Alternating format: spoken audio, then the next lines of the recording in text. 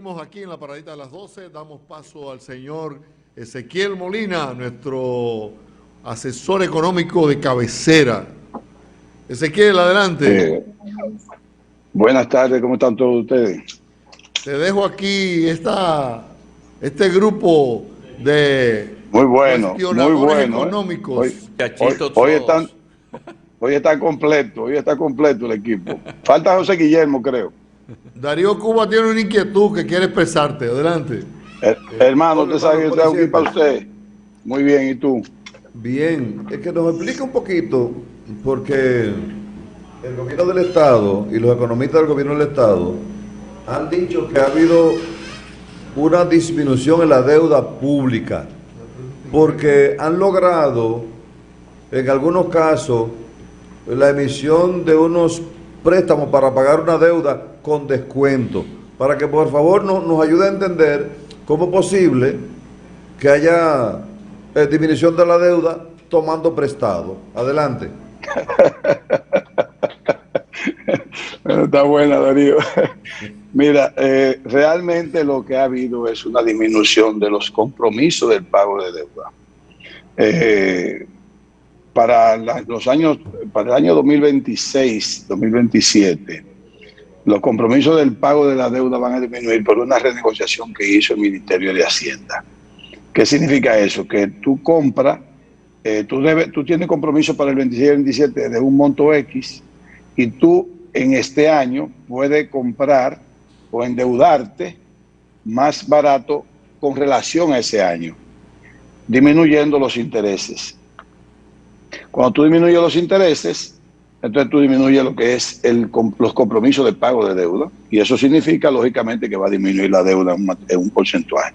Eso, si se quiere, no se entiende bien, pero sí hay que darle la razón al gobierno. Fue una buena negociación a futuro que hizo el gobierno para fines de que deudas que tenían compromisos tal vez de intereses altos se pudieron adquirir menores, o sea, menos dinero para poder pagarlo en ese año que se corresponde su cumplimiento. Esas son estrategias de negociación de deuda, y en eso el ministro de Hacienda de este gobierno, él es muy bueno en eso, porque ese ha sido su gran especialidad. Es posible que él haga eso durante estos 3 años que le quedan, de los primeros 3 años que le quedan, pues si hay reelección, pues serían 8. Que él haga eso con mucha frecuencia a Cuba. Eso es una ventaja para el país con los compromisos de deuda que tiene. Ahora, la deuda en sí no disminuye. La deuda en sí, lo que disminuye son los compromisos de pago de deuda. No sé si te pude contestar. El asunto es el siguiente. En finanzas, lo que se dice es que el tomar prestado para pagar préstamos es precisamente un error financiero. Entonces, por eso que no lo entiendo. Dímelo de nuevo para ver. Bien. Realmente, yo siempre lo he dicho en los medios de comunicación. Nosotros tuvimos siempre, para mí, en mi manera de calcular, si se quiere casi de colmado, nuestro problema de endeudamiento es un problema muy difícil que está prácticamente en default. ¿Por qué yo digo que está en default? Y eso no le gusta a la gente que sabe mucho de esto. Cuando usted en lo personal debe un dinero, y para usted cumplir el compromiso que hizo para pagar esa deuda es tomando prestado, entonces usted está en problema. Usted no tiene capacidad de pago. Nuestro país no tiene capacidad de pago. Aquí, año por año, cuando yo tengo compromiso de deuda para el año 2022, yo lo que hago es que como gobierno planteo un presupuesto donde yo digo, tengo que tomar prestado tanto para cumplir con lo que tengo que pagar ese año próximo. Entonces, definitivamente, tú no produces dinero para pagar lo que coge prestado. Y para mí eso es un default. Entonces, en el caso, si quieres que te repita, cuando tú tienes compromiso de deuda, aquí hay compromisos de deuda que se vencen hasta el 2035, y cuidado si algo más. Esos compromisos de deuda ya tienen planteado un costo en dólares, con abonos, con amortización y pago de intereses.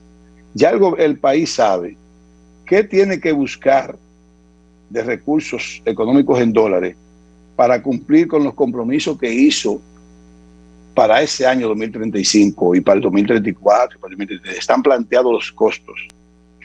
Salvo que cojamos más prestado para esos años, se sumarían. Pero si no cogemos más prestado desde aquí hasta allá para esos años, ya el país sabe o el gobierno sabe cuánto le va a costar eso en materia de conseguir recursos para pagar, para cumplir con esos compromisos. Entonces, lo que hace o lo que ha hecho el ministro de Hacienda es que si esa deuda está planteada a, por decirte, pagar tanto por ciento de interés o simplemente tanto por ciento de amortización, él pudo negociar pasar esa deuda, que en vez de ser del 2035 pueda pasar al 2040 o al 2030. Si la pasa al 2030, porque él entiende que el gobierno tendría capacidad, entonces le reducen los costos y el monto mismo. Porque cuando tú pones una subasta, casi una subasta que se pone de colocación de bonos, muchas veces tú necesitas 2.500 millones de dólares y a veces hay gente que solicita, o sea, hay gente interesada casi por 3.000 millones de dólares. Entonces, cuando tú tienes de más ofertantes, tú bajas, puedes negociar la tasa de interés con la que menciona o sencillamente consigue más dinero por el mismo costo. Lo que logró él es conseguir bajar esa deuda, bajar los años y bajar la deuda para cumplir más barato el compromiso que tiene el 2030. No sé si es que no sé si ahora te pude explicar mejor.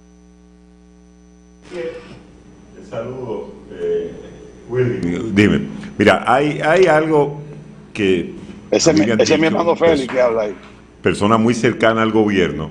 Dice que el gobierno dominicano, como una forma de ponerse una vacuna, vacunarse no contra el COVID, sino contra una posible, no protesta, sino por el tipo de cosas que van a ocurrir ellos prevén en unos meses, quiere hacer dos cosas. Una, el aumento salarial. Que ya se dio. Que se dio. Y la otra es que la gente tenga acceso no al 30% del dinero que tiene en la seguridad social, sino a un porcentaje de eso, que la gente lo pueda retirar como una forma de mover la economía y de quitarle presión a la olla que se está haciendo, que cada día recibe más fuego y cada vez tiene más vapor y en un momento va a salir. Un atenuante. Sí, un atenuante. Molina, el salario mínimo 24% en promedio.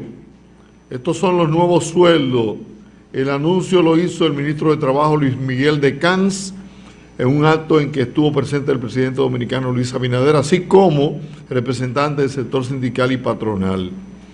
Un 19% para grandes empresas, que en lo adelante será el salario de 21,000 pesos, un 59% de aumento a las medianas empresas, que quede en 12,250 pesos, y un 20.2% de incremento para las pequeñas empresas, 12,900 pesos, y un 11% para la nueva clasificada microempresa con salarios de hasta 11,900 pesos.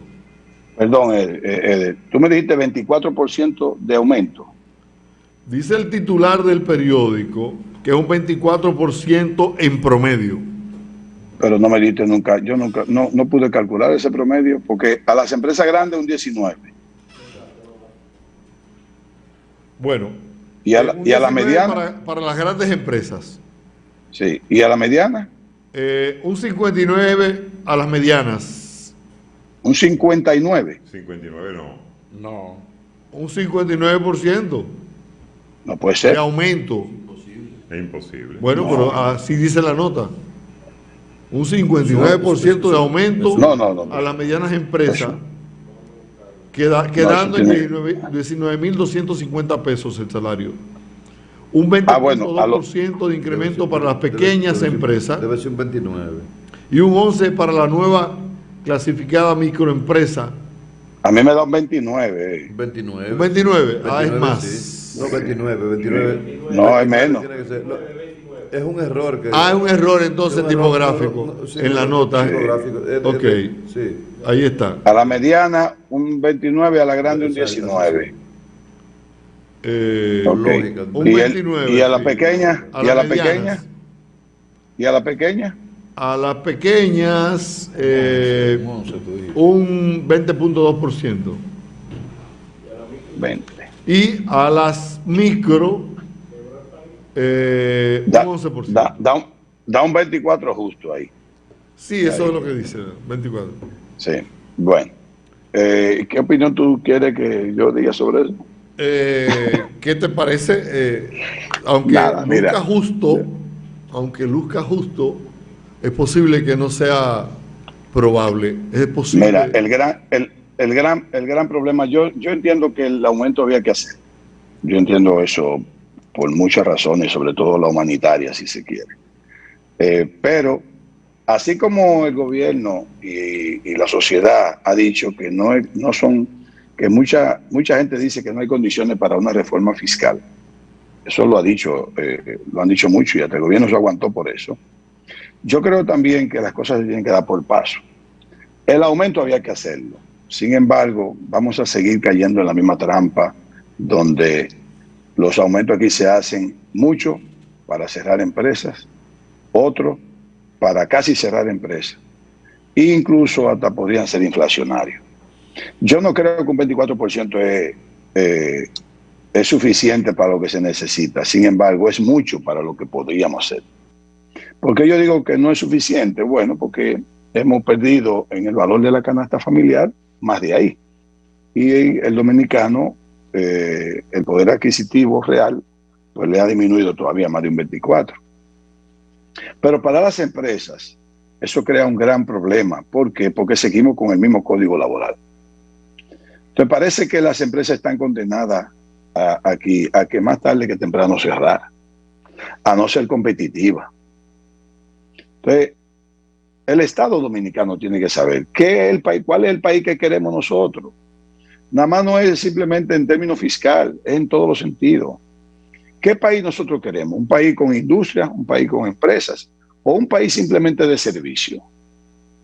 Sería un gran error que los gobiernos solamente se planteen que el futuro nuestro es servicio, cuando esta es una isla privilegiada que sirve de hub, de producción agrícola, de producción industrial, de encadenamiento productivo para fines de ensamblaje. Aquí servimos de todo, es una isla privilegiada. Entonces, si seguimos haciendo aumento de salarios simplemente por presión social o por populismo político, y no se está pensando en cuál va a ser el futuro de las empresas, entonces estamos condenados a tener un país totalmente diferente al que nosotros entendemos que debemos necesitar. Totalmente diferente al país que necesita el dominicano, al país que necesitamos, que es un país donde haya una mezcla de todo, que sea de servicio, un país agrícola, un país industrial, un país comercial, un hub, o sea, todo, porque lo podemos dar todo. Pero los políticos que cuando llegan al gobierno, no estoy hablando nada necesariamente negativo de un gobierno específico ni de este, son todos en ese sentido, no están pensando en nada. Los empresarios, lógicamente, que tienen que aceptarlo, porque ¿qué va a hacer el empresario con sus empleados? Algo hay que hacer con ellos, porque no le alcanza. Sin embargo, volvemos a lo mismo. La presión sindical y el populismo político puede más que la razón. Molina, una pregunta. La razón de este país es un cambio del código laboral. Un cambio del código laboral. Porque seguimos con AFP. El código es una traba. Con cesantía. Claro, una traba política. Para fines de hacer política, una traba. Lo ha explicado aquí Pericles Mejía. Ni le conviene al patrón, ni le conviene al trabajador. Molina, y si una pequeña empresa está por encima de ese salario mínimo, ¿tiene que ajustarlo? No, si está por encima, no. Se queda ahí. Y si una empresa, por ejemplo... Perdón, eso es verdad lo que tú dices, Molina. Perdón, Molina. Es verdad lo que tú dices, se queda ahí. Sin embargo, cuando el empleado lo vea, usted va a tener que aumentarme el sueldo, míralo ahí, la ley lo dice. No, Ajá. No, porque está dentro del marco de la ley. no, entonces, no, explíquese. porque es por el salario mínimo. Lo que yo puedo hacer es, lo que yo digo yo, si yo tengo mi salario mínimo que está por encima del 21,000 pesos, yo a ese salario mínimo, la ley me permite no ajustarlo, porque yo estoy sobre el salario mínimo. Ahora, lo que puede ser que me obligue a hacer ajustes, hacer ajustes siempre y cuando esos ajustes sean para compensar lo que tengo que hacer. Pero no me obliga a mí, porque lo que me dice es que mi salario mínimo es 21,000. 21,000. Si ya yo lo tengo, el 21,000 pesos. A los empresarios, a los empresarios, A la empresa que yo represento no le afecta tanto. ¿no le afecta tanto? No le afecta tanto. No le afecta tanto. Porque nosotros estamos por encima del salario mínimo anterior. Ah, bueno. No nos afecta, pero no tanto. O sea, vaya, no nos afecta. No. Estamos metidos en el que tenemos que hacer ajustes. Me decía Darío Cuba que también hay que tomar en cuenta lo que eso incremente el pasivo laboral de las empresas. Pero eso es lo que estoy diciendo. O sea, no es nada más porque no pueda. Es que tengo automáticamente en 6 meses un aumento de un 24% del pasivo laboral. Wow, Pero Molina, es que tenemos que analizar las cosas. No podemos, vamos a ver si podemos entendernos. Si se creó un fondo de 40,000 millones de pesos para fortalecer a la micro y pequeña y mediana empresa, que no han podido acceder, ¿por qué? No han podido acceder porque las exigencias son tantas que quizás el 1% de las solicitudes son aprobadas. Entonces, si ese sector, que dicen que es el sector pujante, que es el sector que crea empleo, no se ha capitalizado, ¿de dónde? Y entonces el comercio se abrió antes de ayer, o hoy empieza a las 11 el toque de queda, a las 11 el toque de queda. ¿De dónde van a sacar la microempresa para pagar un aumento salarial ahora? Bueno, por eso decía que cuál es el país que queremos. Porque en el caso, por ejemplo, de la industria del entretenimiento, los bares, que están perdiendo dinero todos, que no tienen dinero para pagar la nómina actual. Eso es lo que yo digo. Y que a partir de este mes hay que ponerle un 29% de salario. Hay que ponérselo. Y hay que ahora pagarle 18%. Un negocio que tiene que compensar todo lo que ha perdido. Que se le ha dicho al gobierno que debe darle compensación, incluso fiscal. Y sin embargo lo que tienen es un acoso impositivo a todos los restaurantes. Impuesto interno lo que lleva es un acoso impositivo a todos los negocios de bares. Y yo digo que no, que no sea, que si se quiere ellos están cumpliendo con una ley. Ellos están cumpliendo con una ley. ¿Cuál es la ley? Bueno, la ley es que ese restaurante compró un ITEVI, le cobró un ITEVI al consumidor, tiene que pagarse los impuestos internos obligado porque es una ley. Ellos no pueden exonerarlo. Es el gobierno que tiene que decirle, como no puede exonerar el ITEVI, cuánto debe de ITEVI el sector y tiene que compensarlo y devolverlo, porque ese sector está maltratado. Y ahora lo mandan a subir 29% de salario. ¿Qué es lo que va a hacer? Que lo acaben de cerrar. Entonces, el 1,000,000 de empleo que quiere el gobierno, ¿dónde que lo va a conseguir? ¿Dónde va a conseguir ese 1,000,000? Yo quisiera saber cómo es. Entonces, estamos al revés. Molina. Es muy bueno anunciar un aumento de salario. Buenísimo. ¿Qué otra cosa hay que hacer? Molina, ¿resuelve este aumento de salario la situación del alza de la canasta familiar? O sea, ¿esto va a ayudar? Mejora. Yo creo que sí, que si los dos trabajan y ganan 21,000 pesos, está por encima del primer quintil. Está por encima automático. Está mejor, o sea, y ninguno de los dos van a pagar impuestos porque todavía están exonerados. Mejora bastante. Me gustaría, Claro que sí. Molina, que nos explique cuál es a qué nivel porcentaje del PIB en deuda es que la ley permite que el Estado llegue, o sea, ¿hasta dónde puede llegar? Mira, lo recomendable es que no pase de un 70. Lo ideal, lo recomendable es que no pase de un 70%. Lo ideal es que no pase del 50%. Pero eso no tiene nada que ver, porque Japón tiene más del 120% del PIB en deuda. Pero Japón tiene lo que se llama tiene un presupuesto que tiene superávit primario. ¿Por qué? Porque sus recaudaciones fiscales y tributarias lo apoyan y le permiten pagar todos sus compromisos de deuda. Nosotros no. Nosotros estamos siempre en un presupuesto deficitario donde siempre tenemos que coger más deuda para pagar la vencida, la que se vence. Entonces no es un asunto de porcentaje. Nosotros ahora mismo estamos en 58%. Lo bajaron a 56% porque el Producto Interno Bruto creció. Ahora está en 56% del sector primario, del sector gubernamental no financiero. Entonces estamos en 56% ahora. Ok, perfecto.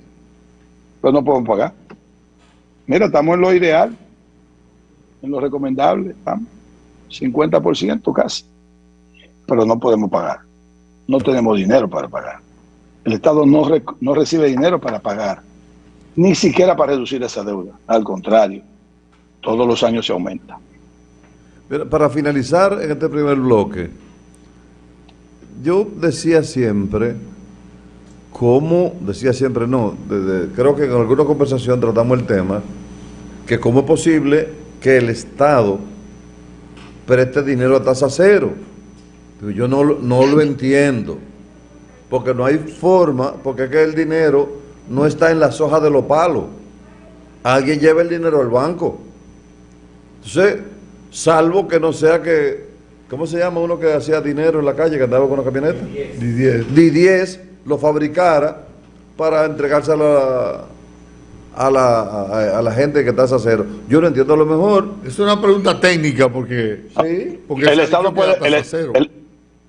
el Estado puede prestar a tasa cero y puede hasta regalar el dinero si entiende que eso es para producir, para crear producción y crear riqueza. Porque el Estado está para eso. Ese dinero ni siquiera es del Estado, ese dinero lo administra el gobierno. Entonces, no importa que lo preste a tasa cero o a tasa 1, lo puede hacer vía el Banco Agrícola. Lo que no lo puede hacer es vía el Banco Reserva. El Banco Reserva, si logró hacer o si realizó préstamos a tasa cero, violó la ley monetaria y financiera. La ley monetaria y financiera prohíbe a ningún banco prestar a tasa cero. Aunque sea mío el banco. Aunque sea tuyo. Él tiene un banco privado, pero está metido dentro del sistema financiero y te rige la ley, tú no puedes prestar a tasa cero. Perfecto. El Banco de Reserva, si tuvo préstamo a tasa cero, violentó la ley monetaria y financiera. A menos que no fue que se hizo un fondo en una cuenta del gobierno y el gobierno le dijo al banco, dispón de mi dinero para prestárselo a tasa cero. Eso es otra cosa. Guárdame su cuarto ahí, de ahí vamos sacando. Y todavía aún así es posible que esté violentando la ley.